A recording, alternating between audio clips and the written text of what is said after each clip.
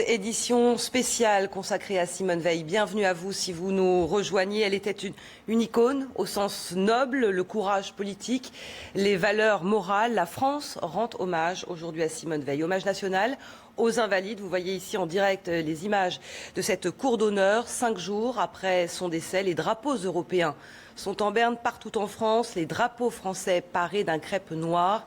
Et la cérémonie commence à l'instant. Elle commencera véritablement avec l'arrivée d'Emmanuel Macron à 10h30 et l'arrivée du cercueil dans cette cour d'honneur des Invalides où vous le voyez, les gens commencent à affluer, immensément de monde.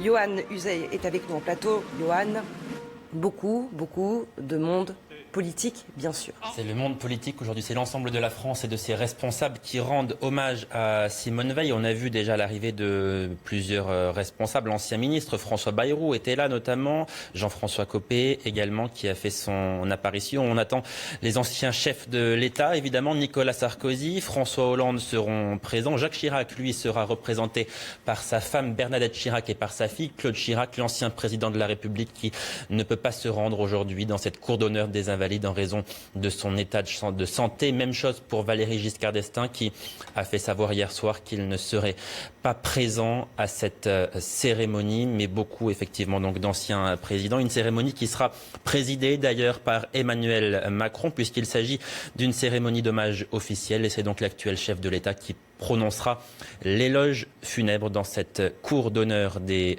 Invalides alors que et ici, à nouveau, vous avez aperçu au premier rang Richard Ferrand, notamment président du groupe de La République En Marche à l'Assemblée nationale. Alors nous allons rejoindre Loïc Signor. Vous êtes sur place, vous, vers cette cour d'honneur des Invalides. Loïc, énormément de personnalités, c'est ce qu'on disait avec Yohann, affluent, c'est toute la classe politique, toute la France qui rend hommage aujourd'hui à la mémoire de Simone Veil.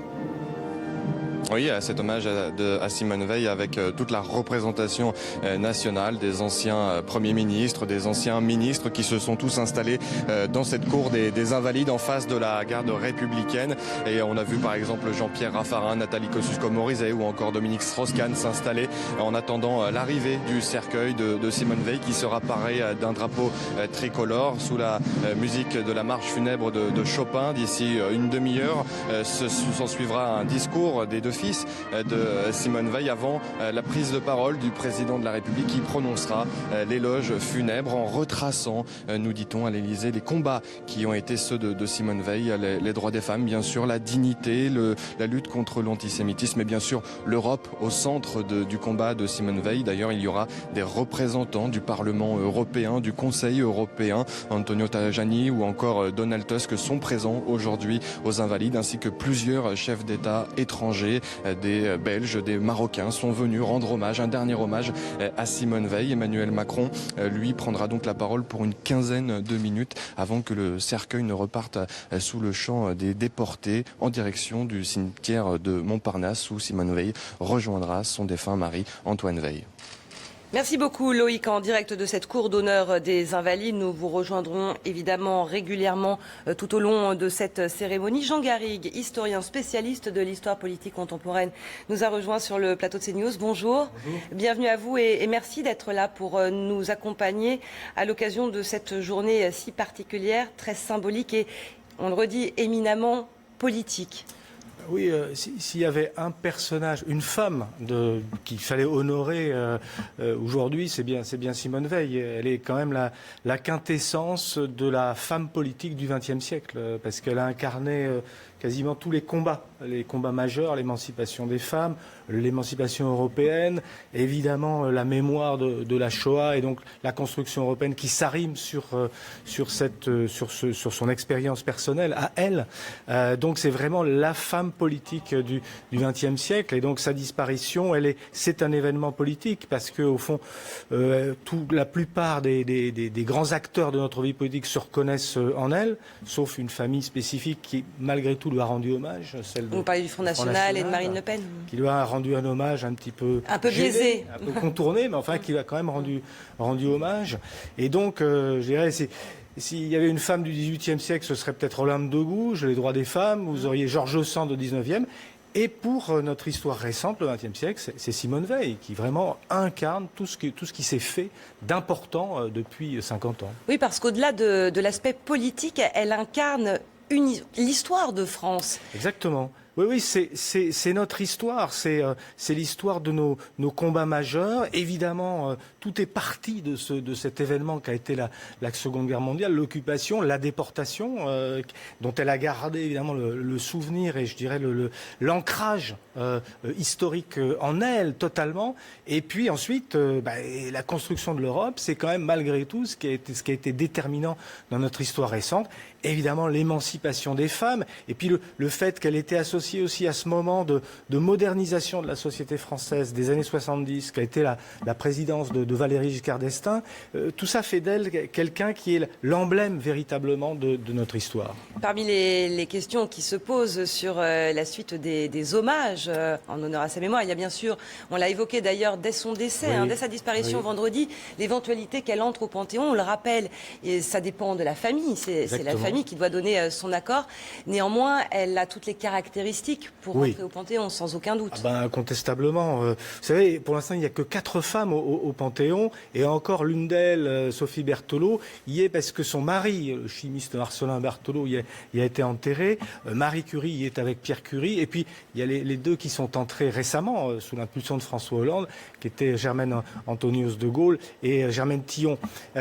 Donc voilà, on est là quand même dans un manque de représentation féminine au Panthéon, et c'est la femme idéale, véritablement. Vous savez, le Panthéon, c'est l'hommage de la patrie à ces grands hommes, mais il faudrait que ce soit aussi l'hommage de la patrie à ces grandes femmes. Oui, parce que l'opposition, entre guillemets, de la famille, c'est que Simone Veil souhaitait reposer auprès de son mari, Antoine Veil. Est-ce que ce serait envisageable, est-ce que ça c'est possible de transférer le couple au Panthéon, comme ça s'est vu, comme vous l'avez cité, exactement, à l'inverse. C'est ce qui s'est passé pour les Berthelot. Il n'y a pas de raison. Au contraire, ce serait même un signe fort, un retournement symbolique que de voir entrer une femme et puis l'homme pour l'accompagner en quelque sorte dans cet hommage national. Oui, ça ressemblerait finalement à tous les combats qu'a mené Simone Veil, même au-delà de sa vie. On va rejoindre Loïc Signor. Loïc, quelle est la position d'Emmanuel Macron sur cette question de la panthéonisation de Simone Veil ? Eh bien Isabelle, le président de la République confiait encore hier soir qu'il entendait les demandes, qu'il y avait pensé lui-même à cette panthéonisation de Simone Veil, mais qu'il était encore trop tôt, le deuil n'était pas encore passé, l'hommage national avant tout, et puis il veut faire ça, Emmanuel Macron, le président de la République, en totale concertation avec la famille, et il se laissera guider par le choix éminemment fort, évidemment, et prioritaire pour le chef de l'État, celui de la famille. Nous avons aussi peu croisé des Français car ils sont invités. C'était une volonté commune justement de la famille de Simone Veil et du président de la République. Ils sont invités à cet hommage national et nous avons pu les croiser, les interroger ce matin. Et certaines personnes nous disaient que Simone Veil au Panthéon, ce n'était pas possible si elle n'était pas accompagnée par son mari Antoine Veil, qui lui repose au cimetière de Montparnasse, là où aura lieu l'inhumation tout à l'heure au cimetière de Montparnasse, et que c'était inconcevable dans la tête des Français que Simone Veil soit séparée de son mari, même si c'est pour aller au Panthéon. Le président de la République, donc lui, prend le temps de la réflexion et toujours, précise-t-on à l'Élysée, c'est important, en totale concertation avec la famille de Simone Veil et notamment ses 2 fils. Merci Loïc avec Olivier Gangloff.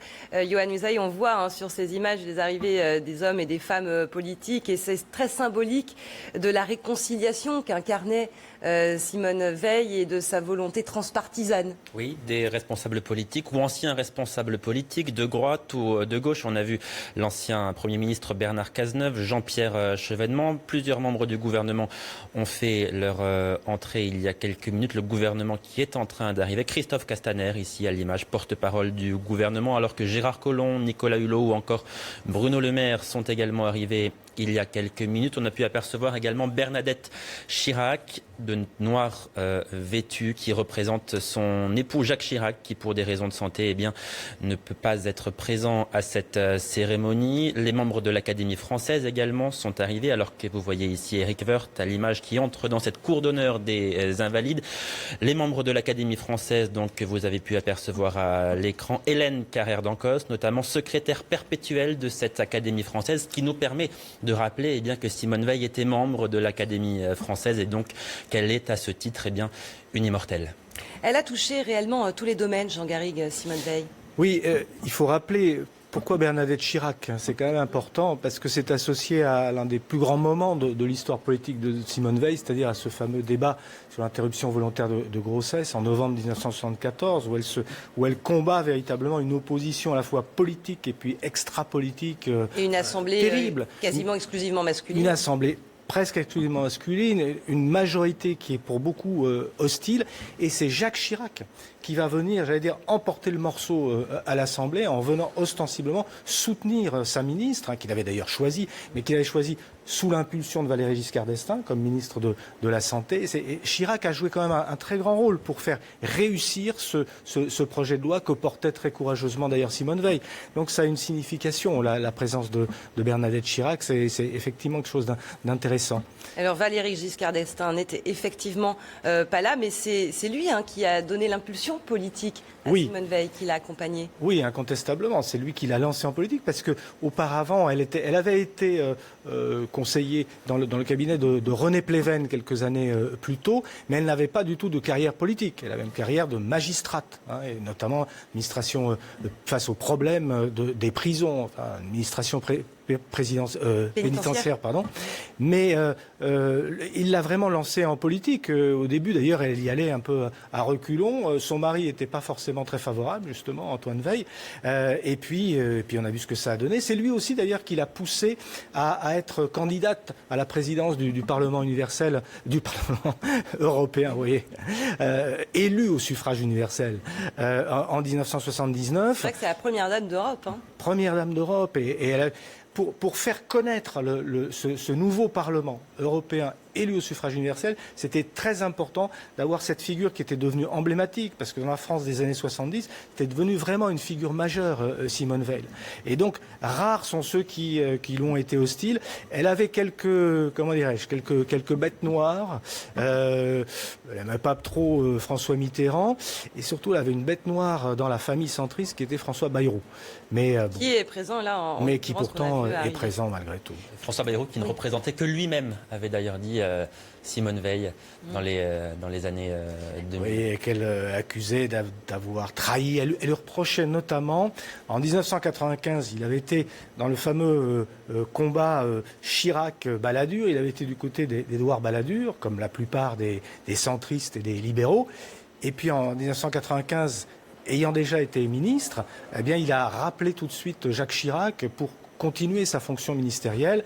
Et ça, Simone Veil ne lui a pas pardonné, l'a considéré que c'était de l'opportunisme. Enfin bref, voilà. Il faut savoir que Simone Veil avait un caractère quand même bien trempé. Bien trempé. Et qu'à partir du moment où elle avait quelqu'un dans le collimateur, c'était pour la vie. Mais il fallait qu'elle ait un caractère bien trempé, parce que n'oublions pas que quand elle entre au gouvernement en 1974, elle est la seule femme présente autour de la table du Conseil des ministres. Donc imaginez un petit peu le caractère et la force d'esprit qu'il fallait avoir pour résister à tous ces hommes qui se sont parfois opposés à elle. Et elle avait puisé sa force, et c'est ça qui fait certainement que la France lui rende hommage de manière aussi émouvante.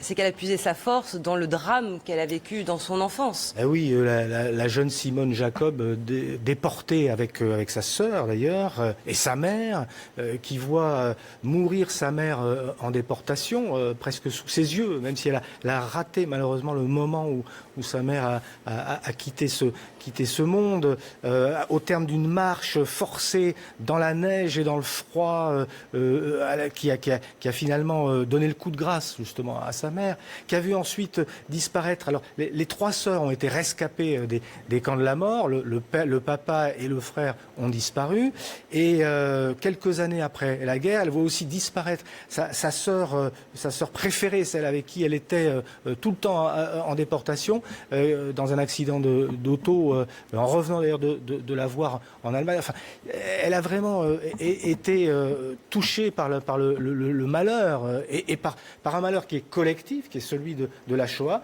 par le silence qui a suivi ensuite la Shoah. Elle-même a mis beaucoup de temps à parler de ce qu'elle a vécu. Oui, mais elle en parlait justement avec sa sœur. Elle se réunissait presque toutes les semaines d'ailleurs après la Shoah, parce qu'au fond, elles étaient les seules à pouvoir véritablement comprendre l'horreur, dire l'indicible finalement. Mais elle disait aussi que si elle n'avait pas parlé, c'est aussi parce que on l'empêchait de parler, les rescapés de la Shoah. C'était quelque chose qu'on a très très longtemps dissimulé, en grande partie parce qu'il y avait une responsabilité de la France dans la déportation des Juifs. On continue de suivre les arrivées. Nicolas Sarkozy, vous l'avez vu aux côtés de Jean-Louis Borloo, ici Lionel Jospin, Loïc Signor. On a vu plusieurs anciens et actuels premiers ministres s'installer au premier rang.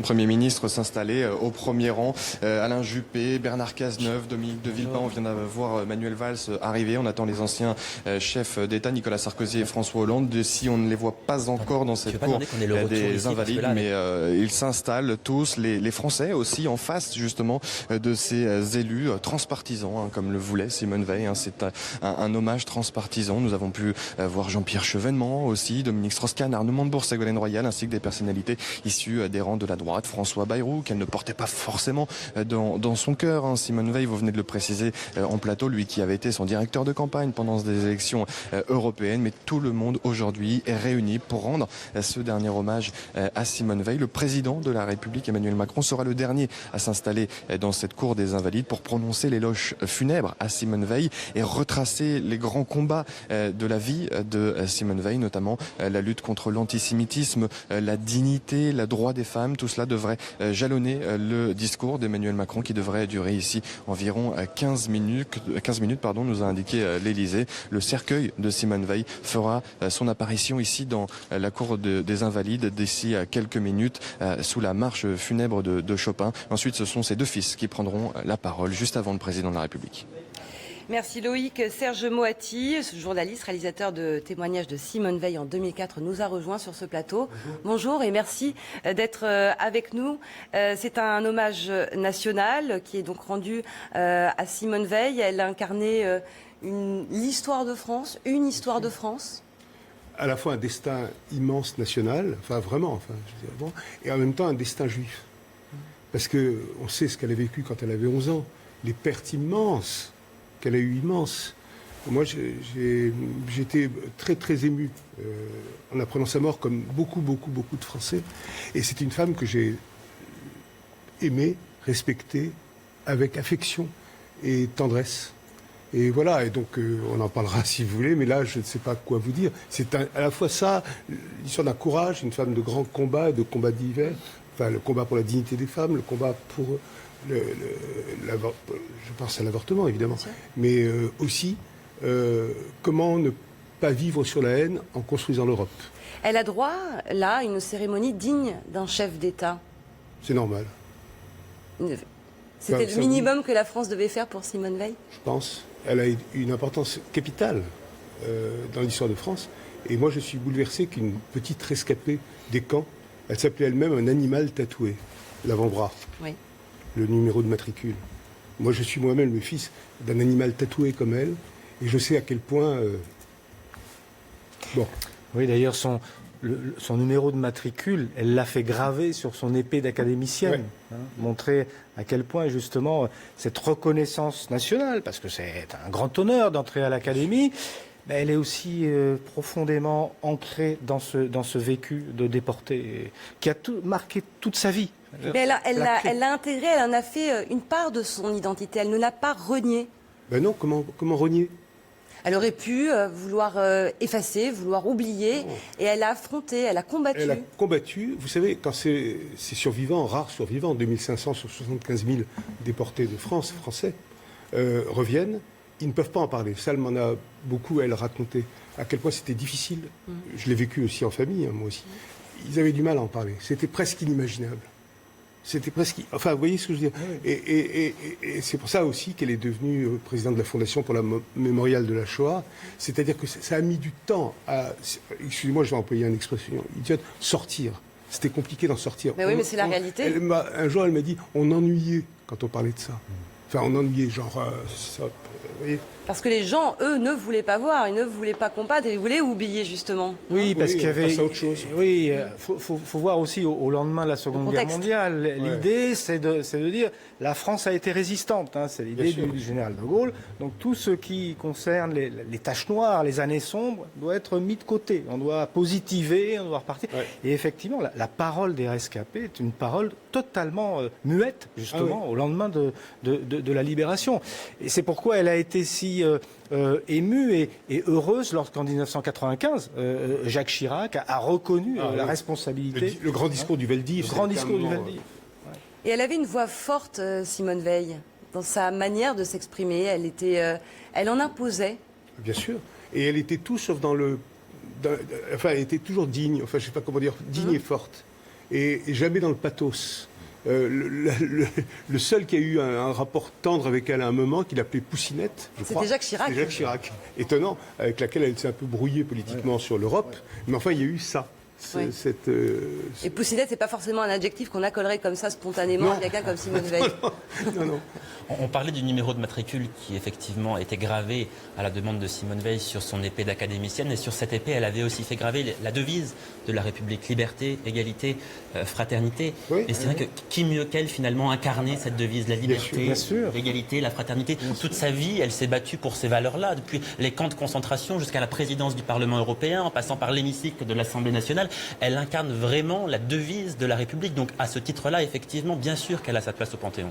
Elle donne, Jean Garrigue... Ça, c'est à la famille de décider. C'est à la famille de décider, bien sûr. Oui. Et qui devra aussi prendre vraisemblablement le temps de la réflexion. Pour l'heure, voilà, ils souhaitent qu'elle soit effectivement accompagnée d'Antoine Veil. En tout cas, c'était important pour eux qu'elle soit inhumée aux côtés de son mari. Donc ça fait partie des questions pour éventuellement une entrée au Panthéon. Mais ce qu'elle nous donne là, encore une fois aujourd'hui, Jean Garrigue et Simone Veil, c'est une leçon d'histoire, parce que ces images, elles vont marquer, elles vont entrer dans l'histoire. Oui, c'est beau. Ces hommages nationaux, on l'a vu ces dernières années pour Philippe Séguin, pour Pierre Mauroy, sont des moments de reconnaissance de ce qu'est la construction de notre identité républicaine. Ce sont des personnages qui, chacun dans leur rôle, chacun à leur façon, ont construit ce que nous sommes. Donc c'est très important d'avoir ces moments justement où on peut se réunir tous ensemble pour le commémorer. D'autant plus que nous, on a un petit peu vécu ce qu'était l'histoire de Simone Veil. Mais pour des jeunes qui ont moins de 20 ans aujourd'hui, même moins de 30, voire moins de 40, c'est Simone Veil, on l'a un petit peu oublié. On peut l'avoir oublié. Donc c'est bien de rappeler tout ça, ce qu'a été le combat pour l'émancipation de la femme, le combat pour l'Europe, le combat justement pour que ne soient pas oubliées les victimes de la Shoah. Donc ce sont des moments qui marquent je le répète, notre identité républicaine. Tous les partis sont représentés, Johan, à l'exception du Front National. Oui, effectivement, Marine Le Pen qui a refusé d'ailleurs hier de dire merci à Simone Veil en raison de son combat pour la dépénalisation de l'IVG. Voilà, Marine Le Pen qui a dit comprendre le discours à l'époque de Simone Veil, mais qui a refusé effectivement de lui dire merci. Mais sinon, tous les grands responsables politiques sont présents aujourd'hui dans la cour d'honneur des Invalides. On a vu plusieurs anciens chefs de l'État faire leur arrivée il y a quelques minutes. Nicolas Sarkozy est apparu à l'image, François Hollande qui vient d'arriver également, la plupart des anciens premiers ministres également. On a vu Alain Juppé arriver aux côtés de Dominique de Villepin, Bernard Cazeneuve, Manuel Valls également sont présents ici. Et c'est Bernadette Chirac qui représente son époux, l'ancien président de la République, Jacques Chirac, qui n'est pas présent aux Invalides en raison de son état de santé. Même chose pour Valéry Giscard d'Estaing, qui était donc président au moment où Simone Veil est devenue ministre de la Santé en 1974, seule femme à cette époque du gouvernement. Et on a vu des membres du gouvernement, des membres de la classe politique, des membres de la culture aussi. On a aperçu Claude Lelouch, elle touchait toutes les strates de la société, Serge Moati, Simone Veil. Bien sûr, oui, j'ai rien à rajouter à ce que vous venez de dire, bien sûr. Bien sûr. Enfin, mais, vous savez, en 2010, elle a été... pardon, oui, je vous interromps, on va écouter. Non, bien sûr. Vous allez assister sera présidé par M. Emmanuel Macron, président de la République. Monsieur Moati. Cette cérémonie comportera 7 phases. Les honneurs militaires, puis la revue des troupes par le président de la République. L'arrivée du cercueil. Une prise de parole de messieurs Jean et Pierre-François Weil. L'éloge funèbre prononcé par monsieur Emmanuel Macron, président de la République. Les honneurs funèbres militaires. Le départ du cercueil. Les honneurs au drapeau. Aux ordres du colonel Alain-Jérôme Daudeban, commandant le 1er régiment d'infanterie de la garde républicaine, le dispositif interarmé qui rend les honneurs ce matin comprend, de la gauche vers la droite, la musique de la garde républicaine, le drapeau du 1er régiment d'infanterie de la garde républicaine, une section du 1er régiment d'infanterie de la garde républicaine, une section du 94e régiment d'infanterie de Sissonne, une section de fusiliers marins du commandement de la marine de Paris, une section de la base aérienne 105 d'Évreux. Afin de conserver à cet hommage national tout son caractère solennel et recueilli, nous vous prions de bien vouloir observer le silence, de ne pas vous déplacer pendant les honneurs funèbres et les allocutions et de veiller à éteindre vos téléphones portables. Seule la famille et le président de la République seront invités à suivre le cercueil à son départ. Il est demandé au reste de l'assistance de demeurer à son emplacement jusqu'à ce que les honneurs aient été rendus à l'emblème national.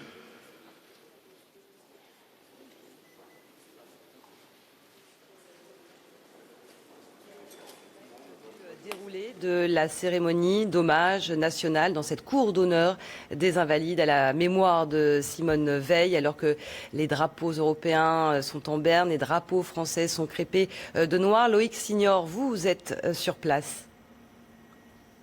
Oui, et Emmanuel Macron, le président de la République, ne devrait pas tarder à faire son apparition ici dans la cour des Invalides. Cette assistance silencieuse vient de prendre place avec notamment les deux anciens présidents de la République présents aujourd'hui, Nicolas Sarkozy et François Hollande, qui sont côte à côte. Ils sont en train d'échanger. Nous avons aussi pu apercevoir de longs échanges entre Lionel Jospin et Alain Juppé, les deux anciens premiers ministres, preuve de la force transpartisane justement que voulait incarner Simone Veil dans ses combats politiques. Et bien c'est le cas aujourd'hui avec plusieurs personnalités issues de différents courants, de différentes familles politiques, des gens qui se sont combattus année après année. Eh bien, ils sont tous là aujourd'hui, au premier rang, au second et à côté du gouvernement actuel pour rendre un dernier hommage à Simone Veil, dont le cercueil devrait bientôt entrer dans cette cour des Invalides, recouvert d'un drapeau tricolore et sous les musiques, la marche funèbre évidemment de Chopin, le cercueil de Simone Veil qui partira par la grande entrée de cette cour des Invalides à l'issue de cette cérémonie avec une autre musique, le chant des déportés, le chant du Marais, comme on l'appelle, pour rappeler encore une fois l'histoire terrible de Simone Veil et sa présence dans les camps en Allemagne pendant la guerre. Simone Veil, à qui Emmanuel Macron va rendre un hommage, retraçant ses combats. C'est le seul avec les fils de Simone Veil à s'exprimer, le président de la République, pendant un quart d'heure environ. Les combats, le droit des femmes, la lutte contre l'antisémitisme ou encore la construction européenne qui était très chère au cœur de Simone Veil évidemment. Merci Loïc, un moment de grande solennité avec ce silence. Respecter ces visages graves qui attendent désormais dans quelques secondes, c'est ce que nous disait Loïc, l'arrivée oui, d'ici une minute maintenant, le chef de l'État qui devrait donc faire son arrivée. Il va d'abord passer les troupes en revue avant de rejoindre l'assistance pour accueillir le cercueil de Simone Veil qui sera donc revêtu du drapeau tricolore porté par la garde républicaine au son, Loïc Signor vient de nous le dire, de la marche funèbre de Chopin. Ensuite, plusieurs membres de sa famille s'exprimeront. Ses deux fils, Jean Veil et Pierre-François Veil, prendront la parole. Puis, c'est le président qui prononcera l'éloge funèbre. Il rappellera bien à quel point Simone Veil, après avoir été victime de la Shoah, fut des grands combats du siècle pour l'Europe, pour les femmes, la justice ou encore pour la dignité humaine. L'Élysée qui fait savoir qu'Emmanuel Macron insistera aussi sur l'actualité de ces combats. Une cérémonie que la famille de Simone Veil a souhaité à la fois sobre et ouverte. Jean Garrigue. Oui, d'un point de vue très politique, on pensait que le discours du Premier ministre mettrait fin à la phase initiale de la présidence d'Emmanuel Macron, la phase de mise en place. Et en réalité, la disparition de Simone Veil vient ajouter un autre événement à cette mise en scène, je dirais, de la présidentialité d'Emmanuel Macron. Et ce spectacle d'unité du monde politique, rassemblé dans l'hommage à une femme qui a incarné justement 50 ans d'histoire politique, permet à Emmanuel Macron, en tout cas, donne l'occasion à Emmanuel Macron une fois de plus, de mettre en place non seulement ses idées, mais le style qui sera le sien, et tout en rendant hommage, évidemment, comme il se doit, à cette histoire qui l'a précédée. C'est très macronien, finalement. Et parmi ces idées, il y a cette volonté d'une Europe unie, soudée. Voilà, il se trouve qu'elle incarnait beaucoup de choses qui rejoignent un peu le projet macronien, y compris d'ailleurs la féminisation de l'Assemblée nationale. Il y a beaucoup de choses là sur lesquelles peut s'arrimer aujourd'hui Emmanuel Macron. C'était une femme avant-gardiste, Serge Moati, Simone Veil, dans ses combats.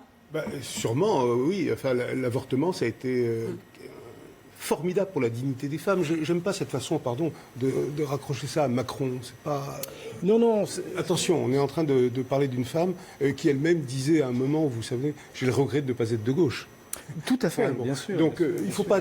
Macron, il fait son métier de président de la République par rapport à une grande française. C'est la suite d'une séquence. Non, mais vous voyez ce que je veux dire. Il n'est pas question de récupération. Moi, je pense qu'au contraire, il est là dans son rôle. Il est dans son rôle de chef d'État et il doit justement rendre hommage. Bien sûr, c'est tout. Mais c'est pas bon pour lui. Non. Pour en revenir à la modernité de Simone Veil et de ses combats qui parfois étaient des combats d'avant-garde, comme par exemple l'avortement.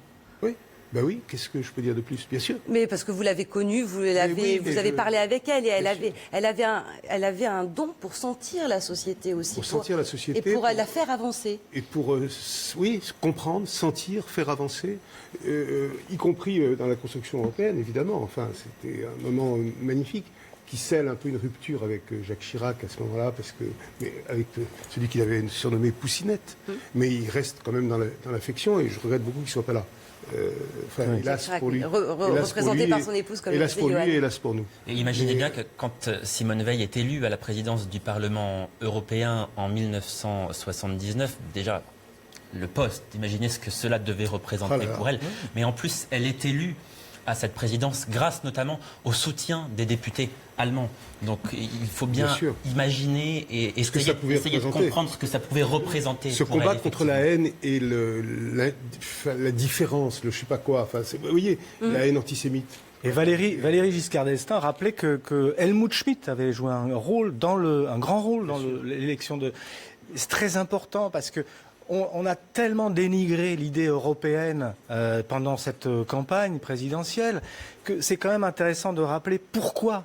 Et elle est le symbole du pourquoi. Pourquoi l'Europe?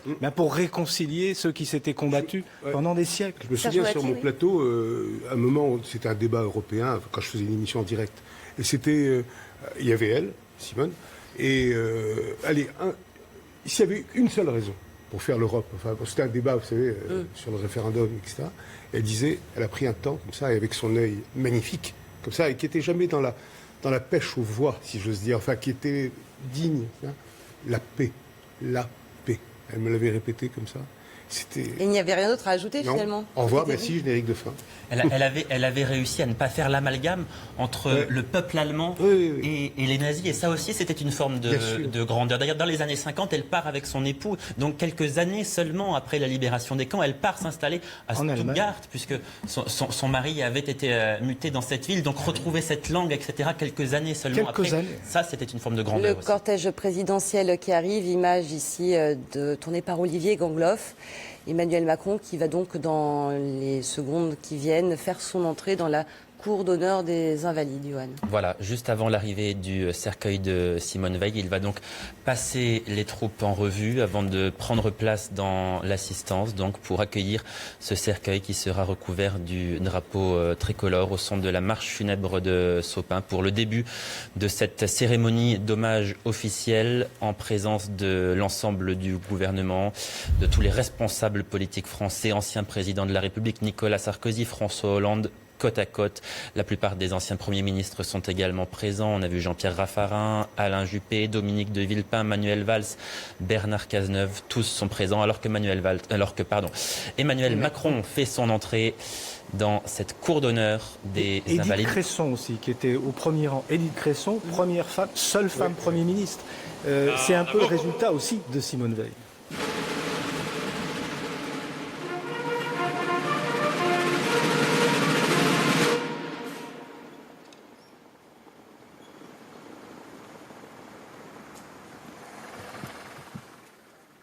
Présentez. Armes.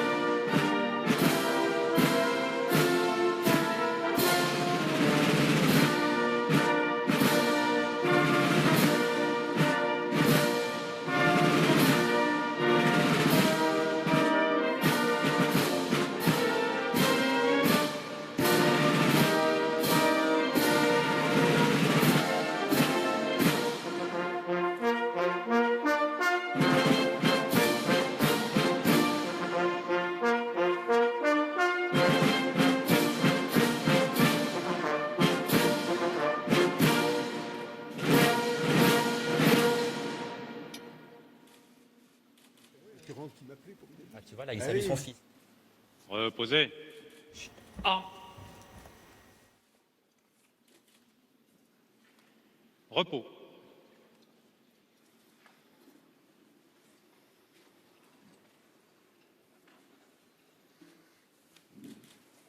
Veil, Jean Veil et Pierre-François Veil qui sont donc installés au premier rang de cette cour d'honneur des Invalides et qui vont Pierre-François. prendre la parole juste avant qu'Emmanuel Macron prononce l'éloge funèbre, donc, puisqu'il s'agit là d'une cérémonie d'hommage officielle. Il y a un troisième fils absent, évidemment, qui est mort, pauvre, à 54 ans, en 2013. En 2013. Et elle dira, elle... C'est Antoine Veil qui était décédé en 2013. Non, alors, lui, c'est en... Même avant. Avant, je crois aussi. Oui, avant. Et il avait 54 ans. Et elle dira cette phrase que j'ai notée: j'ai été élevé dans l'horreur et j'ai fini ma vie, puisque donc il n'y a pas longtemps, j'ai fini ma vie dans le désespoir de perdre son fils. Vous vous rendez compte? Ah ouais, c'est terrible. Ouais. Ouais, non, mais là, Ouais, c'est- ouais. Ouais, c'est une femme qui a Bravo. vraiment été marquée par un destin Ah, terrible. terrible. La mort de sa sœur Sa aussi, sœur, bien sûr, oui. dans les années 50. Terrible. Et malgré tout, elle continuait d'avancer.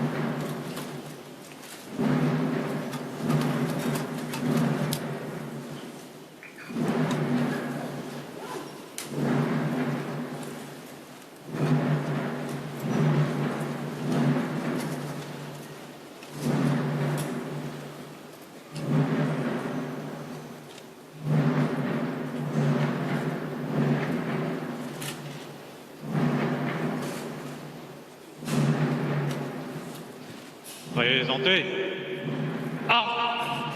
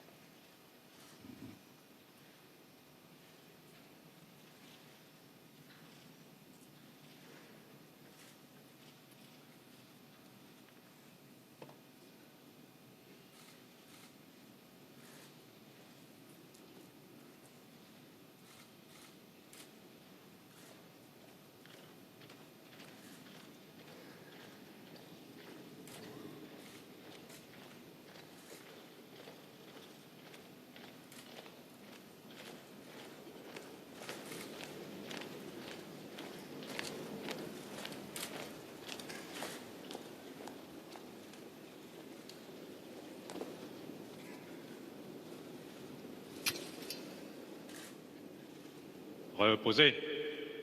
1. Repos.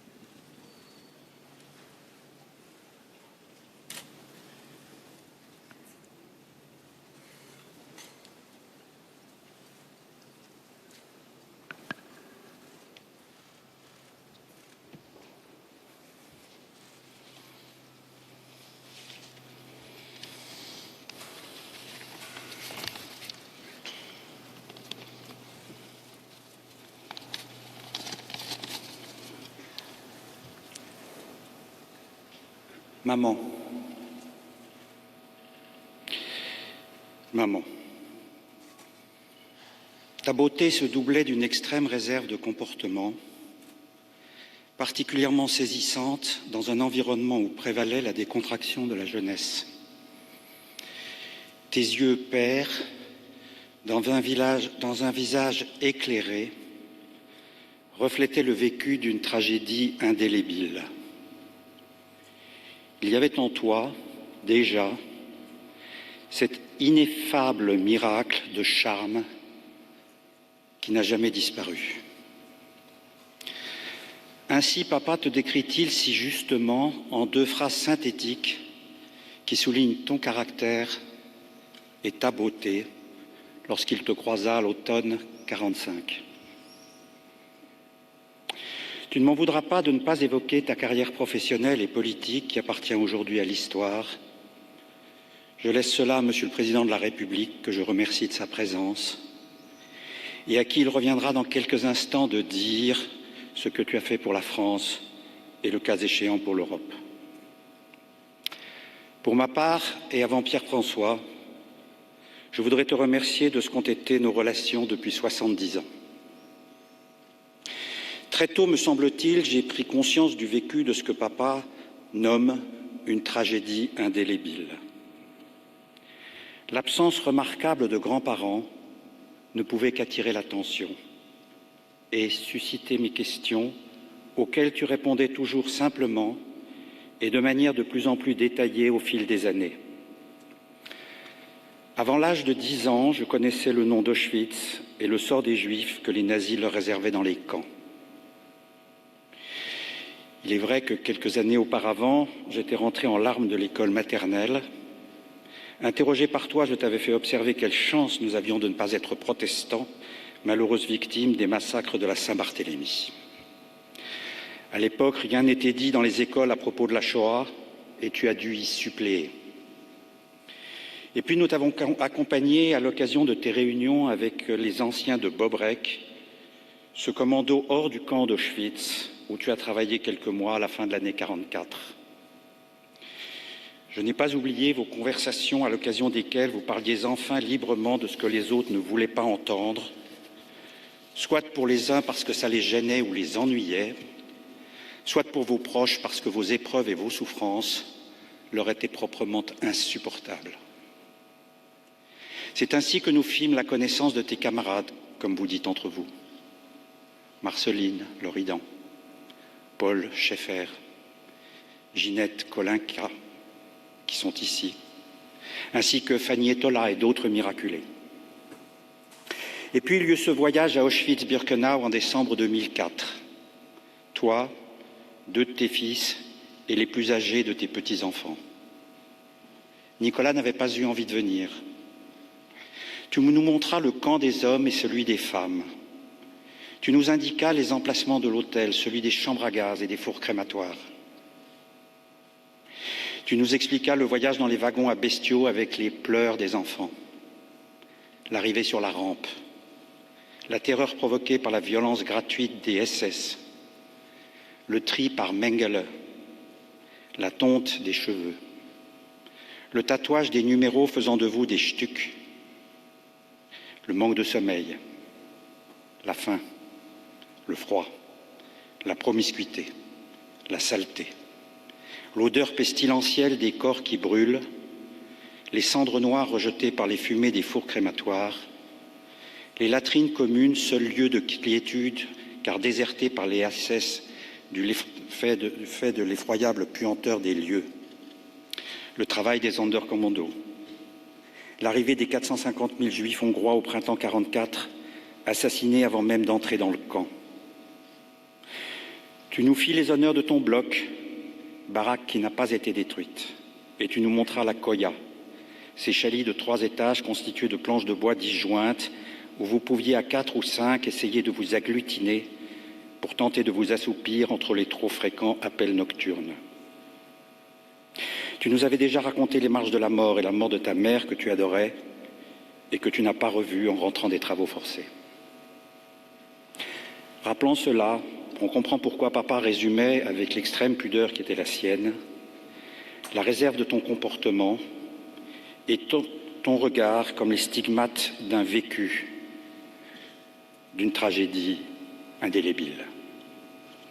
Non, tu ne pouvais pas être comme les autres étudiants de Sciences Po, toi qui avais appris en rentrant des camps que tu avais été reçu au bachot dont tu avais passé les épreuves la veille de ton arrestation à Nice en mars 1944, et qui nous a maintes fois dit que tu avais le sentiment d'avoir été obligé de réapprendre à lire en rentrant des camps, tant la tentative délibérée, permanente et savamment organisée de déshumaniser les déportés était efficace. De cette tragédie, tu as tiré des leçons pour la vie. Des camps, tu avais gardé l'horreur de la promiscuité et de toute familiarité.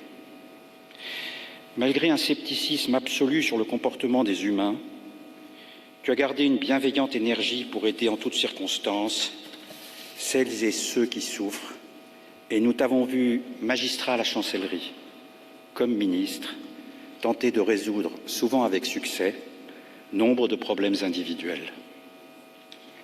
De cette expérience, tu as appris à faire le tri entre l'essentiel et l'accessoire. Tant d'anecdotes ou d'attitudes le montrent.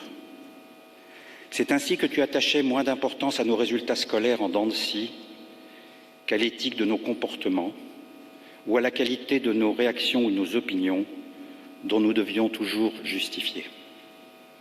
Tu as toujours rejeté les idées convenues et j'ai en permanence été frappé par ton inégalable et si rassurant bon sens.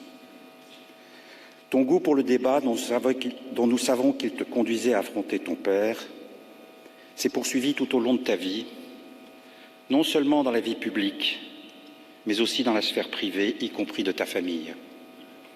Ton caractère, certains diraient inexactement ton mauvais caractère, est célèbre et redouté. Je pense que ce caractère, il paraît que Pierre-François et moi en avons hérité.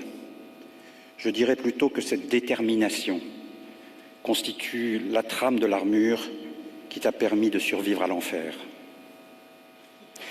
Chacun de nous a pu constater la rapidité avec laquelle l'extraordinaire regard qui était le tien et que papa aimait tant pouvait passer de la bienveillance à la fureur, puis de la colère à l'affection la plus douce.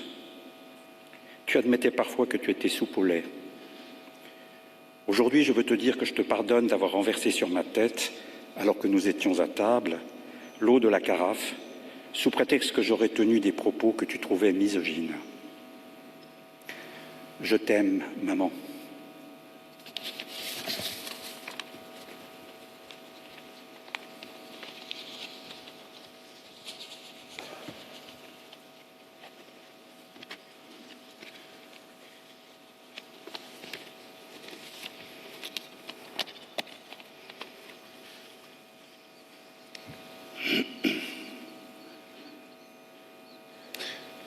On ne s'y fait jamais.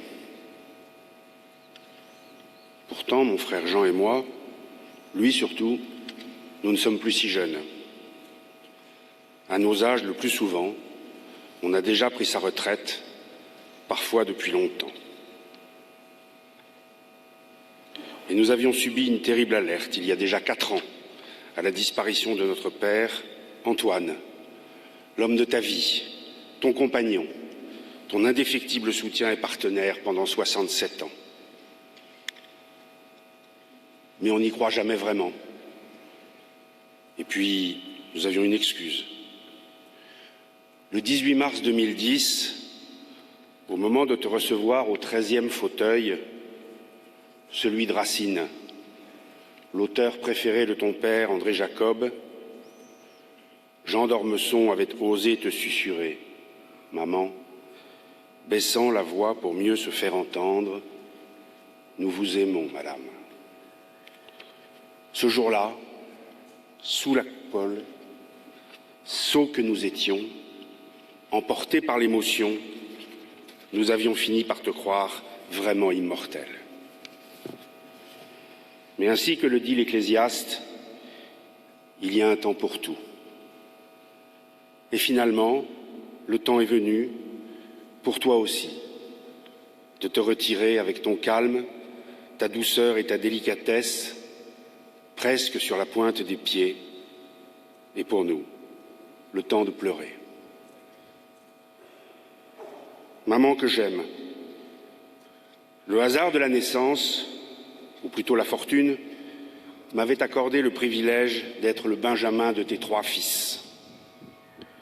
Celui qui pouvait espérer rester le plus tardivement sur tes genoux, mon fauteuil préféré, comme tu avais usé de ce même stratagème avec ta propre mère, notre grand-mère, Yvonne Jacob, ton modèle de droiture, de tolérance et d'humanité, dont les survivants qui l'avaient connu se souvenaient que jusque dans l'enfer de Birkenau, ils avaient continué de l'appeler, avec respect, Madame Jacob, tant elle portait encore de dignité, alors que pourtant, un matricule tatoué sur le bras gauche était devenu votre seule identité. Mais les circonstances en ont décidé autrement. Et tu es devenue, en un peu plus de 40 ans, la mère de tant de Françaises et de Français qui t'ont choisi, j'allais dire adopté, pour seconde mère. Bien sûr, nous n'oublions pas, nous n'oublierons jamais le bruit et la fureur des insultes et des outrages proférés sans retenue durant ces difficiles semaines de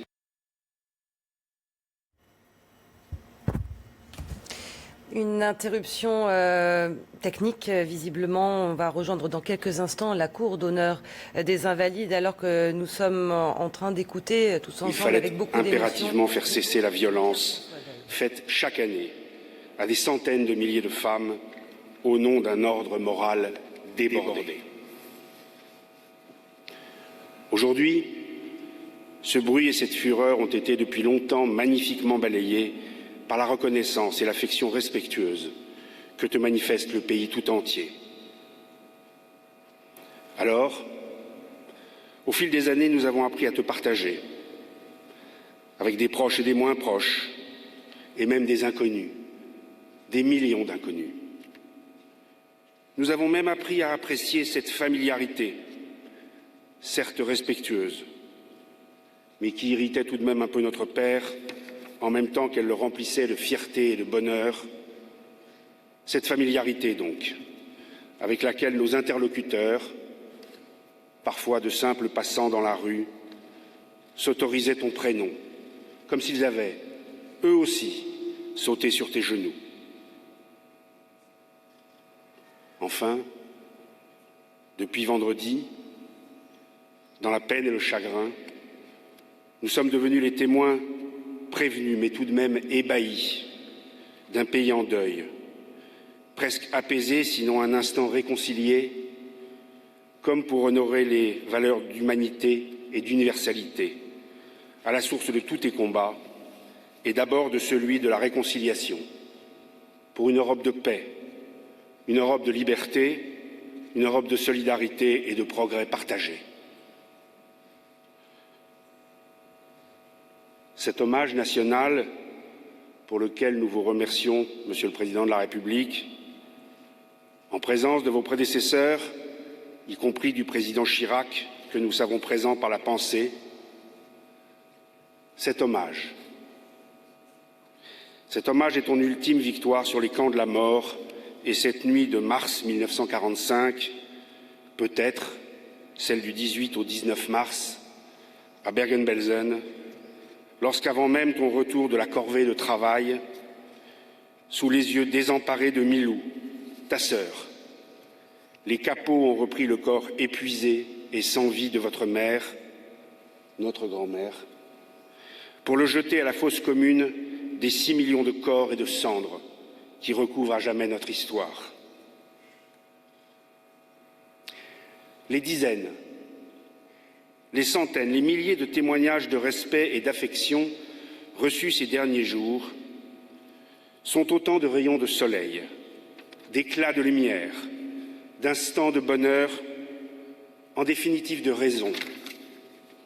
Pour nous, tes enfants et petits-enfants, de dire tout haut au pays tout entier, clair et fort, mais aussi avec toute notre émotion, notre affection et notre profonde reconnaissance, en ce moment solennel, ce dernier mot que tu as prononcé, faiblement, mais si distinctement, avant de t'endormir pour retrouver papa pour toujours, ce dernier mot, merci.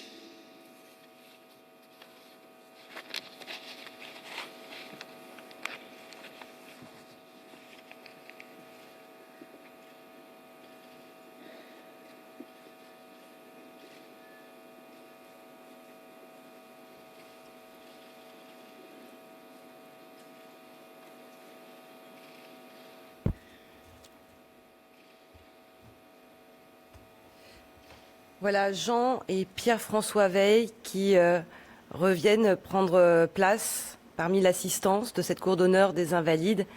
Les mots très, très émouvants des deux fils de Simone Veil. Il y a Jean qui a commencé par dire le mot maman. Oui. C'est maman, Serge Moiti, qui a résonné dans cette cour d'honneur des Invalides. Oh oui, oh oui. Sa maman à lui, ce mélange de l'hommage national et maman. C'est magnifique, je trouve. C'est magnifique et c'est bouleversant. Moi, ça m'a... Bon, j'ai été très ému, mais c'est pas le sujet. C'était magnifique ce qu'ils ont dit les deux fils. Parce la que Jean pudeur, a dit la maman, dignité, oui. l'amour, enfin, je sais pas quoi. Enfin, cette chose-là, tout ça à la fois. C'était magnifique. Et Pierre-François a conclu en disant « Tu es devenue la mère de tant de Français et de Françaises qui t'ont adopté comme seconde mère. » Mais c'est vrai. Les Français, tous. Tout à l'heure, vous disiez, il y a ceci, il y a cela, mais tous les Français lui rendent un hommage unanime, quoi. C'est vrai. Et on va écouter Emmanuel Macron. Cher Jean, cher Pierre-François, chers membres de la famille Veil,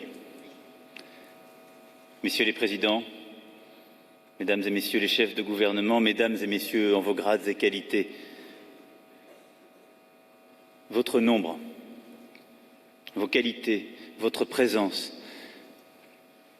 la présence de tant et tant de nos concitoyens qui sont là, parmi nous, sont le témoignage vivant de l'importance de cet instant. Au moment de rendre à Simone Veil l'hommage de la nation, après les témoignages si puissants et poignants de ses deux fils, suspendons un instant le fil obligé des discours officiels et contemplons cette vie, car elle ne cesse décidément de nous étonner. Jamais nous n'en pourrons mesurer les souffrances, si profondes, si violentes, de celles qui brisent une âme, qu'il s'agisse de la noire expérience des camps de la mort, où moururent sa mère bien-aimée Yvonne, son père André, son frère Jean. Plus tard, du décès accidentel de sa sœur Madeleine, compagne de déportation, et de son neveu Luc. De la mort trop précoce de son fils Claude Nicolas. Enfin, de la disparition d'Antoine, si présent aujourd'hui, dans nos pensées, dans notre cœur, Antoine l'indispensable, Antoine toujours bouillonnant d'idées et d'histoires si gaies et au fond si solides. Mais jamais non plus, de cette vie, nous ne pourrons peser exactement l'invincible ardeur, l'élan profond vers ce qui est juste et bien, et l'énergie inlassable à le faire triompher. Oui, cette vie de femme offre à notre regard des abîmes dont elle aurait dû ne pas revenir et des victoires éclatantes qu'aucune autre qu'elle n'aurait su remporter.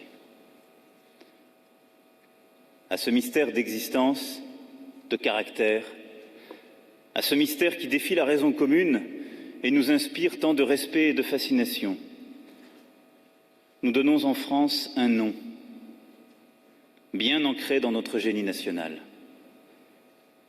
Ce nom, c'est la grandeur. Cette grandeur est celle des combats qu'elle livra les uns après les autres, parfois les uns en même temps que les autres, car ce ne furent ni plus ni moins que les combats du siècle. Son engagement pour transférer en France, sous statut de réfugiés politiques, ces femmes qui subissaient dans les geôles françaises en Algérie le viol, la faim, les coups, fut d'une lucidité implacable, généreuse, qui aujourd'hui encore nous stupéfie. Sa bataille pour que cessent les conditions sordides et meurtrières dans lesquelles se déroulaient les avortements, mais aussi contre l'hypocrisie sociale qui les favorisait, fait partie pleinement de l'histoire de notre modernité. Son combat pour l'Europe ne datait pas de son élection comme députée au Parlement européen, puis comme première présidente de celui-ci. Il remontait plus loin, dans l'intimité même de son existence. Il datait de 1945. Les plaies de la déportation n'étaient pas refermées, mais cela ne l'empêcha pas de vouloir renouer avec l'Allemagne. Un de ses proches m'a fait cette confidence. Jamais il n'entendit Simone Veil prononcer sur l'Allemagne et les Allemands la moindre parole amère ou blessante. Elle aima l'Europe, elle la défendit toujours. Dans les moments où le pays pouvait douter, où d'autres la critiquaient, elle était là. Parce qu'elle savait qu'au cœur de ce rêve européen, il y avait avant tout ce rêve de paix et de liberté pour lequel elle s'est battue. Elle ne fit pourtant pas de l'oubli et encore moins du pardon aux bourreaux la condition de cette réconciliation, bien au contraire, parce qu'elle tenait que la mémoire est là pour que l'inconcevable ne se reproduise pas et non pour amoindrir l'horreur. Je vois ici, dans cette cour, tant et tant de compagnons de ces combats menés durant tant d'années, alors que trop nombreux étaient ceux qui étaient prêts à ne rien dire. Comme présidente de la Fondation pour la mémoire de la Shoah, elle observa cette ligne d'une exigence totale. Ne rien céder à l'oubli. Redonner corps à toute trace. Redonner des visages et des noms. Et réconcilier. D'autres combats, ils sont si nombreux, nous reviennent à l'esprit, comme celui pour la ratification de la Déclaration universelle des droits de l'homme à la tribune des Nations Unies, celui de la protection sociale, ces combats de ministres, aux côtés de Valéry Giscard d'Estaing, Jacques Chirac, François Mitterrand et Édouard Balladur, celui des droits de l'homme en Yougoslavie et partout, toujours.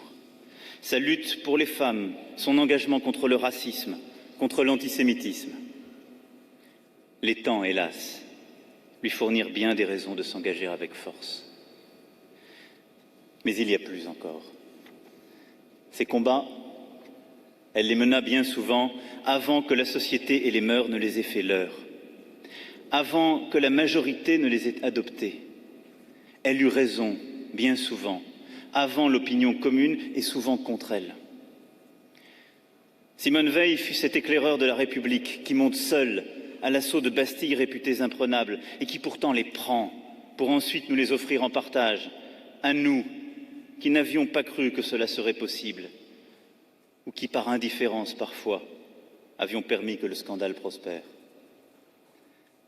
Aujourd'hui, La République s'enorgueillit d'avoir livré ses combats. Mais avons-nous toujours été justes avec cette juste? Le salaire de son courage, ce fut souvent la haine venimeuse des uns, les injures exécrables des autres. De cela, elle fut blessée, mais jamais abattue. Elle tenait tête, car elle savait la solitude des pionniers, le sort cruel qu'on réserve à ceux qui bousculent l'ordre établi et dérangent l'assoupissement général. La victoire était à ce prix, car la victoire en vérité, n'avait pas de prix. La liberté aussi était à ce prix. Et Simone Veil l'avait résolument choisie. Elle sut se tenir aux marges dans cette insoumission intraitable et vigilante qui, lorsqu'elle se met en action, obtient les plus belles conquêtes et change ce qui se croyait établi pour toujours.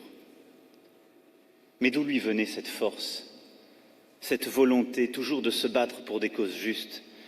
Quelle fut cette boussole intérieure qui toujours lui indiquait le chemin vrai? Comment se fait-il que jamais elle ne se trompa de combat? À cela, chacun apportera sa réponse, selon ce qu'il eut à connaître d'elle. Je crois pour ma part que le secret s'en trouve dans son expérience si précoce et si radicale de l'arbitraire et du mal.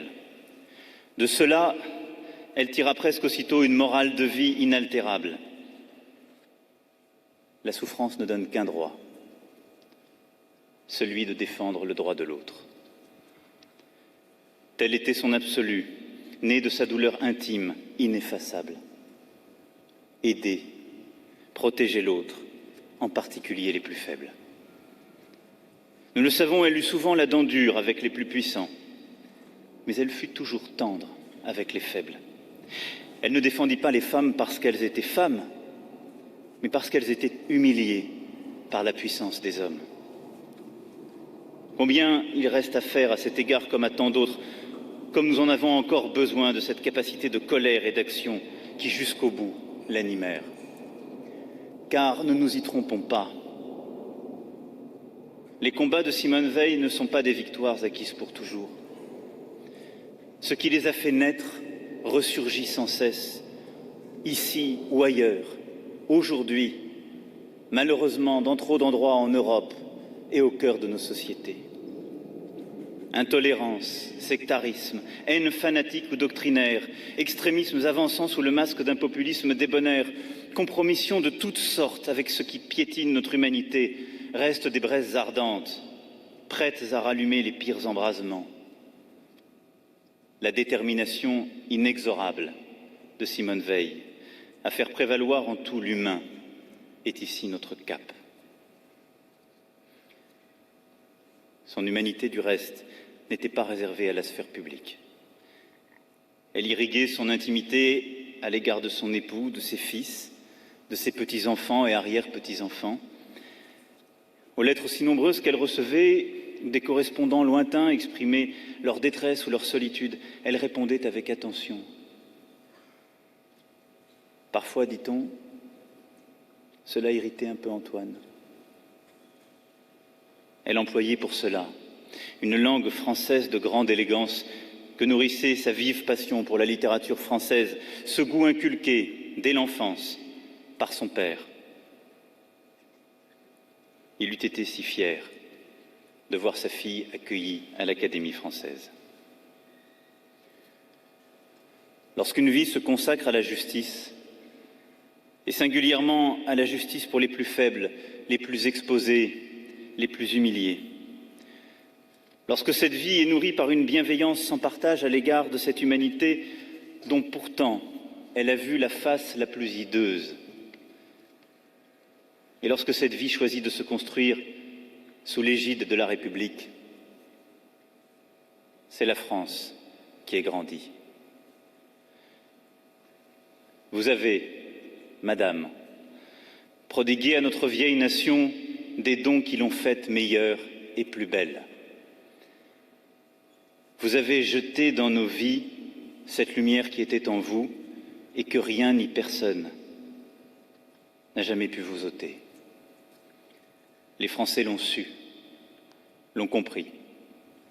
Votre grandeur fit la nôtre. Aussi, ce n'est pas seulement l'hommage de la nation qu'en ce jour endeuillé nous vous présentons. C'est la France, c'est l'Europe tout entière qui est là, témoignant de vos combats. Et au moment où vous nous quittez, je vous prie, Madame, de recevoir l'immense remerciement du peuple français à l'un de ses enfants tant aimés, dont l'exemple, lui, ne nous quittera jamais. C'est pourquoi j'ai décidé, en accord avec sa famille, que Simone Veil reposerait avec son époux au Panthéon.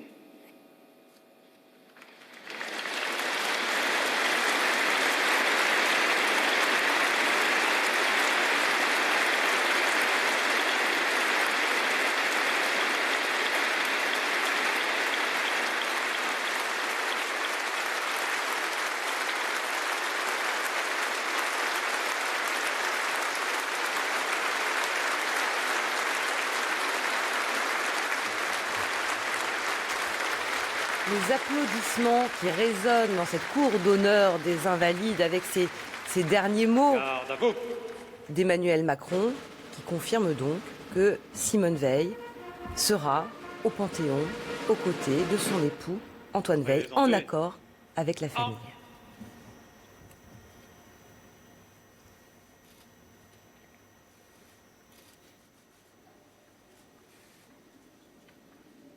Aux morts.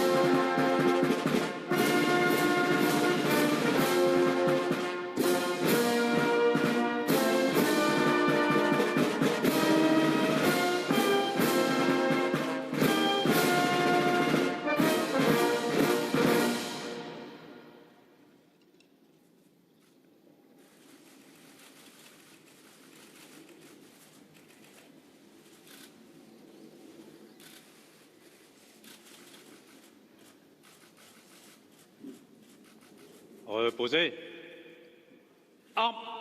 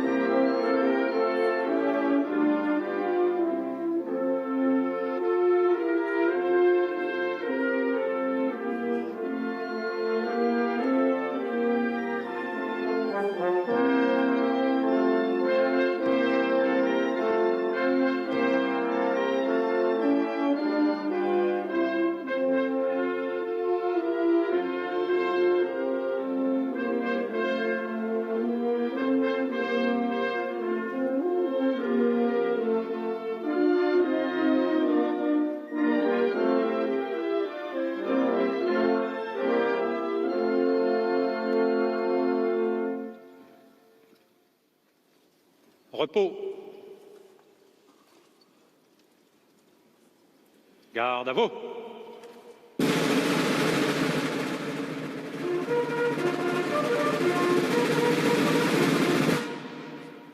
Présentez. Armes.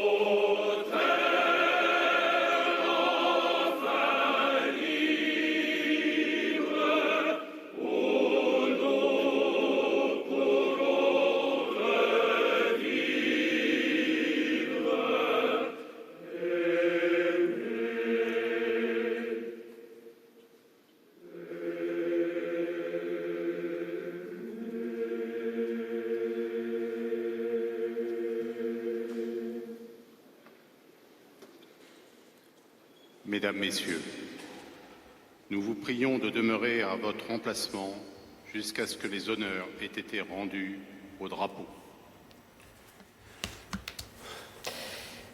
Bouleversante cérémonie d'hommage à la mémoire de Simone Veil, dont le cercueil vient de quitter la cour d'honneur des Invalides, et alors que Emmanuel Macron a indiqué il y a quelques instants que Simone Veil reposerait au Panthéon aux côtés de son époux Antoine. On a entendu ce magnifique chant des Marais, le chant des déportés, en souvenir de Simone Veil, internée au camp d'extermination d'Auschwitz lorsqu'elle était adolescente.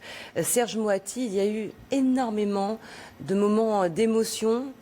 Cette cérémonie, elle était à l'image finalement de Simone Veil. Oui, elle était à la fois magnifique, je trouve, enfin vraiment magnifique.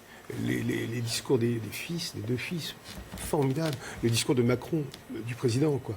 Superbe, sans emphase, sans en faire trop, enfin magnifique. Il a dit exactement ce qu'il fallait dire. Enfin, je veux dire, vraiment, c'était magnifique. Et je trouve que tout ça a été, pardon, mais superbement réalisé, superbement fait, enfin superbement magnifique, quoi. C'était très beau. Et elle, enfin, ça veut rien dire ce que je dis. Elle aurait aimé ça. Vous savez ce qu'elle a dit: au jour de ma mort, je serai du côté de la Shoah, toujours. Et ça se termine là-dessus. C'était magnifique. Elle ait dit ça comme une espèce de prémonition. Elle savait que c'est bon. Elle savait. Elle s'en va. Son cercueil s'en va avec le cercueil de millions et de millions de morts, comme ça, comme elle, qui n'ont pas eu la chance de survivre, mais qui sont morts là-bas. Et elle va les rejoindre. Elle va rejoindre sa maman. Elle va rejoindre les siens qui sont morts là-bas. Elle va rejoindre les 6 millions de ceux qui ont disparu. C'était, je trouve, superbe. Et moi, oui, bien sûr que c'est très, très émouvant, bien sûr. C'est magnifique. Enfin, magnifique de dignité, parce qu'elle était comme ça. Digne et émouvante. Oui, oui, et douce, en même temps, mais cachée. C'est ce qu'ont rappelé ses fils, d'ailleurs. Oui, et ça, c'est très beau, parce que c'était splendide et doux, cette cérémonie. Je ne sais pas si vous avez senti ça. Exactement. Oui. C'est exactement les sentiments qui nous ont parcourus, je crois, les uns et les autres autour de cette table. Emmanuel Macron a répété plusieurs fois dans son texte, avant de conclure qu'elle irait au Panthéon, il a rappelé sa grandeur, Jean Garry. Oui, c'est un très beau texte, celui d'Emmanuel Macron. Vraiment, peut-être le plus beau qu'il ait prononcé depuis qu'il est au pouvoir. Les circonstances s'y prêtent, parce qu'on a quelqu'un qui incarne. Je trouve c'est très important de rappeler que la République, elle doit s'incarner aussi dans des figures, dans des figures héroïques, parce que c'est une héroïne de la souffrance et de la générosité. Et c'est ça qui est magnifique.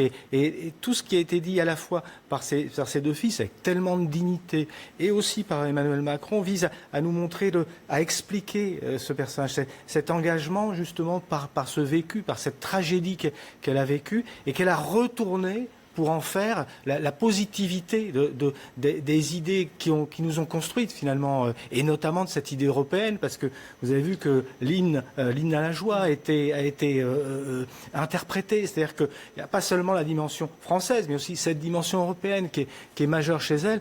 Donc moi je trouve ça très très émouvant. Je rappelle aussi d'ailleurs que il y a les Juifs de France aussi.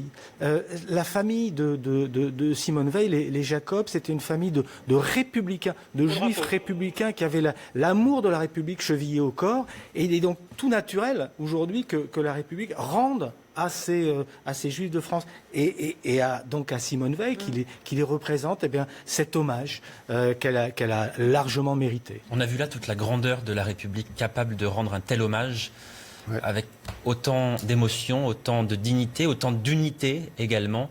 La grandeur de la République incarnée ici, donc dans cette cour des Invalides, pour une personne qui évidemment aura marqué toute l'histoire du XXe siècle et plus encore. Et c'est super ce qu'a dit Macron là-dessus, ça m'a frappé, vous aussi j'imagine, quand il dit « elle a grandi la France ». Il a dit avons-nous toujours été justes aussi avec cette juste, parce qu'elle a mené des combats homériques. Non mais c'est des gens ignobles dont il faut gommer le nom, qui l'ont pendant le truc sur le débat sur l'avortement, osant traiter cette femme de nazie. Comment on peut faire ça? Comment Simone Veil à Hitler. Ils ont disparu dans les égouts, ceux-là. Enfin, vous voyez, c'est pas bien, quoi. C'est pas bien. C'était la beauté. C'était la beauté par rapport à elle. Et en mémoire de toutes ces femmes qui ont souffert quand il n'y avait pas l'avortement, qui faisaient n'importe quoi. Et le président a été formidable aussi quand il a dit les combats de maintenant. Enfin, je veux dire, c'est formidable. Elle aurait été là, elle nous manque. Il a eu cette phrase, exactement ce que vous évoquiez à l'instant, Serge Moati. Comment se fait-il qu'elle ne se trompe à jamais de combat? Oui, non, mais... alors, il y a évidemment le combat pour qu'on n'oublie pas. Ça, c'est le premier combat, le combat majeur. Mais n'oublions pas, ça a été évoqué par Emmanuel Macron, le combat pour les prisonnières algériennes pendant la guerre d'Algérie. Hein. C'est comme ça c'est son premier combat, ce premier combat politique, et pour défendre ces femmes emprisonnées dans des conditions atroces. Donc il y a eu ce combat. Ensuite, il y a ce combat en faveur de l'IVG. Elle est projetée comme ça sur la scène politique, dont elle n'a aucune expérience. Elle se 1975. Voit assaillie à la fois par l'ordre des médecins, par les associations catholiques de toutes sortes, par l'archevêché, etc. Et puis par les députés de la majorité, avec ce député qui vient avec un fœtus dans un bocal à l'Assemblée nationale, ceux qui vont mettre des graffitis sur les murs, les croix gammées. Chez elle. Et ce député de la droite libérale, je ne citerai pas son nom, je le connais, je ne citerai pas son nom, qui l'assimile au génocide. Enfin, c'est quand même incroyable. Il dira plus tard, je ne savais pas, ça moi personne ne peut y croire. Mais donc elle a eu un courage pour affronter ce type d'adversité qui fait d'elle évidemment quelqu'un de hors norme et qui incarne totalement ce qu'il y a de grand dans la République. Emmanuel Macron a également souligné son goût pour la langue française. On rappelle qu'elle était académicienne. Oui, et son père était un amoureux de la langue française. Vous savez, cette tradition il faut bien le dire, d'une grande partie des Juifs de France, cet attachement à la littérature, pour être plus français que les Français. C'était déjà Qu'est-ce que vous voulez dire ? Le cas du... Je parle de cet attachement à la culture républicaine dans une société qui était une société antisémite, la société française de la fin du 19e et du début du 20e siècle. Il y a l'exemple des Dreyfus, par exemple, du capitaine Dreyfus, victime de cet abominable déni de justice. Et puis, il y a cette famille-là. C'est très touchant de voir à quel point ils sont enracinés dans cette culture française. En fait, j'en parle parce que mon grand-père était un juif russe immigré en France, et j'ai vu à quel point c'était important pour lui de s'enraciner dans cette culture française. Eh bien, on a ça aussi avec la famille de Simone Veil, et là aussi, c'est quelque chose d'extrêmement touchant. Vous qui l'avez interviewé, interrogé, côtoyé, Serge Moati, dans sa façon de s'exprimer, elle choisissait toujours les mots extrêmement précisément. Jamais un mot pour l'autre. Vous savez, exactement ce qu'elle veut dire. Et ce que j'ai aimé dans le discours de Macron aussi, les mots étaient précis, pas un autre. Ceux-là. Et pas d'autres. Et ça, c'était magnifique, c'était accordé à elle. Elle était comme ça. J'ai eu un moment incroyable avec elle. Enfin, pas avec elle, mais presque. J'ai fait des films pour le Mémorial de la Shoah, des courts films, vous savez, dont elle était la présidente. La présidente, oui. Et j'avais filmé des survivants de la Shoah. Bon, inutile de vous dire, c'était bouleversant. Et à un moment, j'étais au Mémorial de la Shoah une nuit. Et je faisais un débat. Et à un moment, je me suis tiré parce que j'en avais marre. Et j'ai marché dans le mémorial de la Shoah vide. Il n'y avait personne. C'était assez impressionnant. Et je vois des battements de lumière comme ça. Toc, toc, toc, toc. Et j'entends une voix, celle de Simone Veil, et mon film qui passait en boucle jour et nuit et qui continue à passer. Ça fait maintenant, des dizaines d'années, très longtemps que ça a été fait. C'était une survivante qui parlait. Et c'était tellement étonnant, je me suis retrouvé face à elle, comme ça. Les mots précis aussi, la voix calme, sans haine. Exactement ce qu'il fallait dire, pas un mot de plus.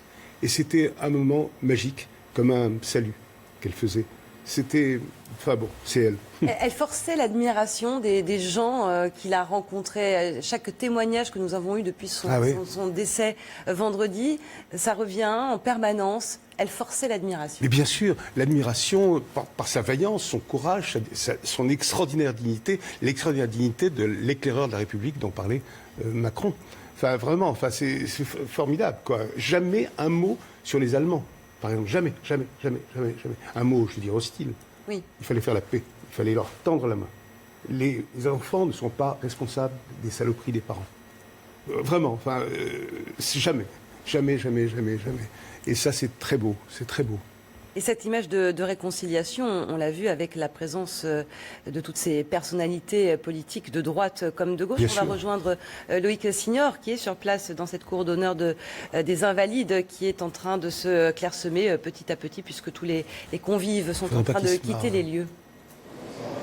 Oui, l'assistance se vide. Là, cette cour d'honneur des Invalides est en train de se vider. Seule la garde républicaine reste au garde à vous à l'instant. Les ministres du gouvernement actuel et les anciens premiers ministres et chefs d'État sont en train de quitter cette cour d'honneur après les discours des fils de Simone Veil et celui d'Emmanuel Macron. Beaucoup d'émotions, beaucoup de solennité. Vous l'avez dit, une phrase pour résumer peut-être le discours d'Emmanuel Macron. Simone Veil fut cet éclaireur, je cite, de la République qui monte seul à l'assaut de Bastille, imprenable et pourtant les prend. Voilà, ces mots qui résume parfaitement ce que voulait dire aujourd'hui le président de la République en retraçant un à un les combats que fut celle de Simone Veil. Simone Veil qui est donc partie en direction du cimetière de Montparnasse, rejoindre son mari Antoine avant d'être panthéonisé. C'était un secret bien gardé de la part de l'Élysée qui n'en avait pas fait part ces dernières heures, ces derniers jours. Mais Emmanuel Macron s'est entretenu avec la famille. Ils se sont concertés pour prendre cette décision. Antoine et Simone Veil qui vont donc faire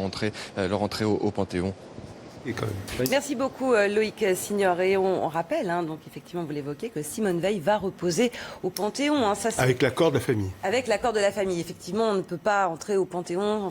Non, et puis il ne fallait pas, en fait, avec que ça soit une décision. Ce retournement de l'histoire, on parlait avant la cérémonie de Sophie Berthelot qui est entrée parce que son mari y était entré. Et là, ce sera une femme en tant que telle qui entre et son mari qui l'accompagne. Je trouve que le symbole, là, encore une fois... C'était un amour immense. Serge Moati, elle bousculait les codes. Elle les bouscule encore. Mais là, c'est ce que vient de dire M. Garrigue. C'est vraiment ça. C'était la première fois qu'un homme va au Panthéon parce que sa famille est. C'est magnifique. 67 ans d'amour absolu entre ces deux personnes. Et l'humour d'Antoine aurait manqué à Simone. Johan, on a vu une cérémonie marquée par énormément de symboles. Énormément, beaucoup de symboles à la fin, notamment avec cet hymne européen, l'Ode à la joie, qui a résonné dans la cour d'honneur des Invalides. Alors, je n'ai pas souvenir de mémoire d'avoir déjà entendu cet hymne européen résonner dans la cour des Invalides avant effectivement cette cérémonie d'hommage officielle à Simone Veil. Bien sûr, c'est évidemment très symbolique. Elle qui s'est embattue pour la construction européenne, seule femme présidente du Parlement européen entre 1979 et 1982, je crois, si ma mémoire est bonne. Et c'est extrêmement symbolique ce chant aussi, parce que c'est le chant, c'est l'hymne à la joie, c'est l'hymne écrit par Beethoven qui incarnait l'art aussi allemand qu'adoraient les nazis. Et d'ailleurs, les nazis faisaient jouer chaque année à l'anniversaire d'Hitler, cet hymne européen qui résonnait en Allemagne tous les ans à l'anniversaire d'Hitler. Donc là aussi, il y a un côté quand même extrêmement symbolique et on ne peut pas penser que Emmanuel Macron et le protocole de l'Élysée n'ont pas pensé à cela aussi en faisant jouer cet hymne-là. C'est quand même un pied de nez assez incroyable. Oui, mais enfin, il a été joué au Louvre, cérémonie d'ouverture. Donc quand même, absolument. C'est pas parce que des salauds se sont accaparés Nietzsche et Beethoven qu'on va... Enfin, mais comme le Kaddish sera prononcé, par exemple, au cimetière du Montparnasse lors de l'inhumation du corps de Simone Veil, et elle disait ce sera le dernier pied de nez aux nazis. Donc elle avait bien sûr pensé à tout cela, elle avait déjà envisagé effectivement tout cela bien avant. On va réécouter les premiers mots qui nous ont tous beaucoup émus, ceux de Jean Veil. Maman. Maman. Ta beauté se doublait d'une extrême réserve de comportement, particulièrement saisissante dans un environnement où prévalait la décontraction de la jeunesse. Tes yeux pères, dans un visage éclairé, reflétaient le vécu d'une tragédie indélébile. Il y avait en toi, déjà, cet ineffable miracle de charme qui n'a jamais disparu. Ainsi, papa te décrit-il si justement en 2 phrases synthétiques qui soulignent ton caractère et ta beauté lorsqu'il te croisa à l'automne 45. C'était une femme dont les combats étaient publics, politiques, et les premiers mots qui résonnent sont ceux de maman. Ça nous a tous marqué autour du plateau. Serge Moati, il décrit la femme intime, celle qu'on n'avait pas vue. C'est magnifique, dans cette foule immense, dans cette nation assemblée, lui rendant un hommage comme ça. Maman. Un temps, maman. C'était formidable, bouleversant, il n'y a rien à dire. C'est magnifique. Il a réconcilié les deux femmes, oui, la femme politique, publique et la femme intime. Bien sûr, bien sûr. Oui, et c'est d'autant plus touchant que précisément, maman, la référence à la mère, c'était quelque chose d'obsessionnel pour Simone Veil. Bien sûr. L'image de sa mère. Sa mère à elle. Sa mère à elle, Yvonne, c'était tout pour elle. Si belle, sa mère. Et la seule chose dont elle se distinguait de sa mère, c'était que sa mère avait été beaucoup trop soumise à son père. Elle lui disait, mais tu n'aurais pas dû te soumettre, te sacrifier comme ça pour elle. Et elle avait juré justement d'être une femme en plein dans la vie, une femme à part entière qui ne se laisse pas soumettre par les hommes. Là aussi, c'est magnifique. Et donc, moi j'ai tout de suite pensé à ça en écoutant le fils de Simone Veil dire maman. J'y ai vu une sorte de résonance dans tout cet héritage familial de la mère de Simone Veil. Et c'est qui est devenue notre mère à tous, mère courage. C'est ce que disait Pierre-François. Ah oui. Je suis devenue la mère de tous les... mais mère courage. Et mère courage. Elle a longtemps été la personnalité préférée des Français, d'ailleurs, souvent désignée comme étant la personnalité préférée. Aux côtés d'acteurs comme par exemple Omar Sy, alors qu'elle incarnait des valeurs morales dont on ne parle pas forcément tous les jours régulièrement. Je le répète, un système politique, quel qu'il soit, mais à plus forte raison la République, qui est la République du collectif, elle a besoin d'incarnation, elle a besoin de héros, elle a besoin de figures dans lesquelles on peut se retrouver.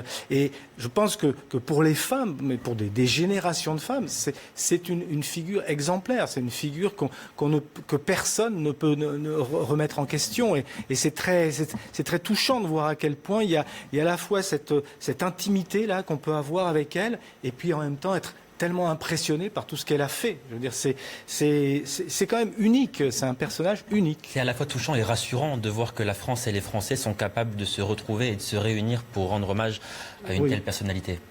Et ils ont été extrêmement nombreux à signer des pétitions justement pour demander qu'elle entre au Panthéon. Alors les pétitions ne suffisaient pas, il fallait aussi l'accord de la famille, ça y est, c'est fait. Mais c'est dire à quel point les Français tenaient à ce qu'elle soit reconnue dans notre patrimoine, Serge Moati. Bien sûr, oui. 300 000 signatures, c'est fou. Enfin, c'est fou, c'est magnifique. Mais enfin, bon, c'est pas comme ça que ça... Enfin, bon, bref. On a le sentiment que tout ce qui touche Simone Veil est hors norme. Oui, hors norme comme l'admiration et l'amour de... Enfin, oui, l'admiration que beaucoup de Français, beaucoup, lui portaient à juste titre.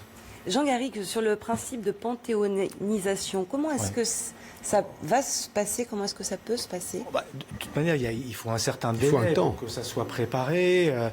On a vu que sur le principe, là, il y a un accord entre la famille et les pouvoirs publics. Mais là-dessus, c'est allé plus vite que prévu. Ah, ça s'est allé très vite. Ça s'est accéléré parce que vendredi, il y avait beaucoup de prudence et là...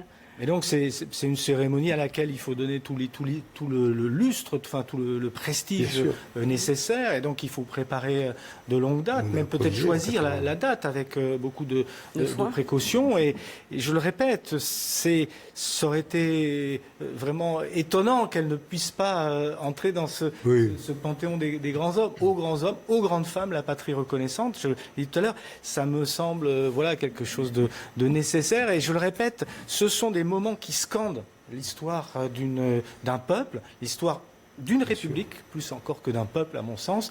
Et donc je trouve ça très, très nécessaire pour ce qu'on appelle notre vivre ensemble. En tout cas pour la cohésion de ce que nous sommes, continuer à s'enraciner en permanence, ressourcer dans des valeurs, elles sont portées par Simone Veil, ces valeurs. Cultiver la mémoire de Simone Veil, Serge Moati, c'est nécessaire. Oui, bien sûr.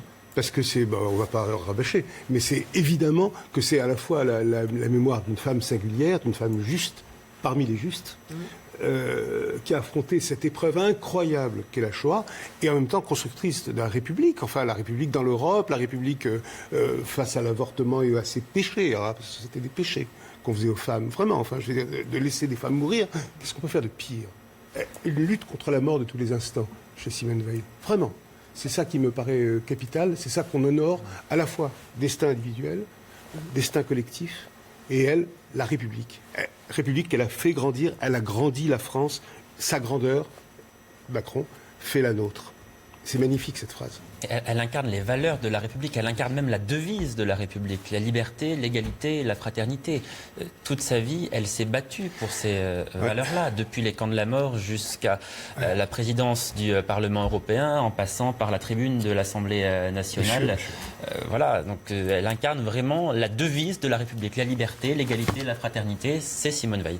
Et la réconciliation aussi, Loïc Signor, puisque toute la classe politique était dans cette cour d'honneur des Invalides qui est maintenant déserte. Oui, au-delà des mots, des différents discours, des fils de Simone Veil, celui d'Emmanuel Macron, il y avait forcément aussi ces images de réconciliation fidèle à la doctrine transpartisane finalement de Simone Veil pendant sa carrière politique, elle qui voulait réconcilier les Français, mais également les hommes et les femmes politiques entre eux sur des grands sujets de société, de grandes causes. Et c'est ce qu'a rappelé Emmanuel Macron. Et donc ces images que nous avons pu voir ensemble, Alain Juppé, Lionel Jospin, discuté assez longuement, François Hollande aussi et Nicolas Sarkozy. Seule une personnalité finalement n'est pas venue au contact de ces autres élus ou anciens élus, d'anciens ministres. Eh bien, c'est le président de la République, Emmanuel Macron, qui n'est pas venu saluer François Hollande, Nicolas Sarkozy, ses prédécesseurs ou encore ses anciens concurrents, Manuel Valls ou encore François Fillon qui étaient présents pour l'occasion. Mais c'est vrai que Emmanuel Macron avait un objectif aujourd'hui, se concentrer sur cet hommage national qu'il voulait le plus réussi possible, en présence surtout de la famille et des fils de Simone Veil. C'est pour cela qu'il voulait prendre la parole après les fils de Simone Veil. C'était important pour lui. Et puis cette annonce, évidemment, en accord toujours avec la famille. C'était important depuis la date de la disparition de Simone Veil. L'Élysée a toujours communiqué en concertation avec la famille, en total accord avec la famille, ne précédant jamais la famille. C'était tout le symbole voulu aujourd'hui par l'Élysée et par Emmanuel Macron. Et cette décision finale l'est très largement applaudie ici. La panthéonisation de Simone Veil et de son mari Antoine, très saluée aussi d'ailleurs chez les autres familles politiques, dont le Front National absent aujourd'hui. On a vu sur Twitter par exemple Florian Philippot saluer cette décision du président de la République. Merci beaucoup Loïc Signor. Une cérémonie bien sûr pour Simone Veil, mais également adressée à l'ensemble des Français. C'est ce qu'on a ressenti dans cette image de réconciliation. On va écouter un extrait du discours d'Emmanuel Macron dans lequel il revient sur les combats que menait en permanence Simone Veil. Nous le savons, elle eut souvent la dent dure avec les plus puissants, mais elle fut toujours tendre avec les faibles. Elle ne défendit pas les femmes parce qu'elles étaient femmes, mais parce qu'elles étaient humiliées par la puissance des hommes. Combien il reste à faire à cet égard comme à tant d'autres, comme nous en avons encore besoin de cette capacité de colère et d'action qui jusqu'au bout l'animèrent. Car ne nous y trompons pas, les combats de Simone Veil ne sont pas des victoires acquises pour toujours. Ce qui les a fait naître ressurgit sans cesse, ici ou ailleurs, aujourd'hui, malheureusement dans trop d'endroits en Europe et au cœur de nos sociétés. Voilà pour le discours millimétré de la dentelle, nous disait Serge Moati, le discours d'Emmanuel Macron à l'attention de Simone Veil. Jean Garrigue, quelle image vous retenez ? Il y en aurait évidemment beaucoup, mais s'il fallait en garder une, ce serait celle de Simone Veil au terme de ce fameux grand débat de novembre 1974, où elle, courageusement, contre vent et marée, elle défend l'idée d'interruption volontaire de grossesse, où elle s'écroule ensuite effondrée sur son banc, après tous ces combats. Et là, on pense à tous les combats qu'elle a menés, tous les chagrins qu'elle a dû affronter, et qu'à chaque fois, elle s'est relevée, et avec ce courage qui est presque surhumain, j'allais dire, de reprendre le combat, parce qu'elle avait en elle des valeurs, la conviction de ces valeurs. Et ça, c'est une image extrêmement touchante, extrêmement humaine, et à la fois qui montre ce que c'est que la volonté en politique. Serge Moati, vous l'avez filmé, vous l'avez interrogé. Quelle image vous gardez ?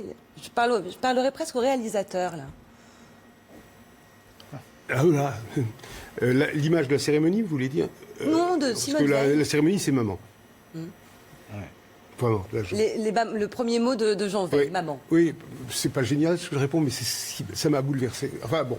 Et c'était bouleversant, vous avez le droit de dire que c'était Oui, génial. d'accord, ça m'a. Oui, Oui. moi je me suis mis à chialer, moi, discrètement, parce que j'étais sur votre plateau. Je crois qu'on avait tous les larmes aux yeux, mais très oui, honnêtement. C'était magnifique. Enfin bon, bref, je garde ça. Mais bien sûr, le discours de Macron, magnifique, mais qu'est-ce que. Et l'image de Simone Veil. Dureté, douceur. Vraiment. Chaque fois que je la filmais, elle m'engueulait parfois, enfin bon, etc. Mais ça, je ne peux pas raconter. Mais tout le monde vous dira qu'elle avait des moments extraordinairement... on ne négocie pas avec des trucs, quoi. On ne fait pas la maligne. On n'est pas des magots. On n'essaye pas de plaire. Enfin, vous voyez ce que je veux dire? Elle était du courage de tous les combats. Et vraiment, il n'y avait pas l'ombre d'une complicité oiseuse. Vous voyez ce que je veux dire? Elle était impeccable de dignité, de force et de détermination. Détermination exemplaire, a dit Macron, je crois. Détermination inexorable. Il a tout dit. C'était ça, vraiment. Et je garde cette image-là double. À la fois la tendresse absolue de Mère Courage, mais dans Mère Courage, il y a courage. Dureté, douceur. Cérémonie digne et émouvante. Simone Veil qui entrera donc au Panthéon, comme l'a annoncé Emmanuel Macron, aux côtés de son époux Antoine. Merci d'avoir suivi avec nous en direct sur CNews cette édition spéciale consacrée à cette cérémonie nationale d'hommage dans la Cour des Invalides à une très grande femme de l'histoire de France. Merci beaucoup et à tout à l'heure dans quelques minutes sur CNews.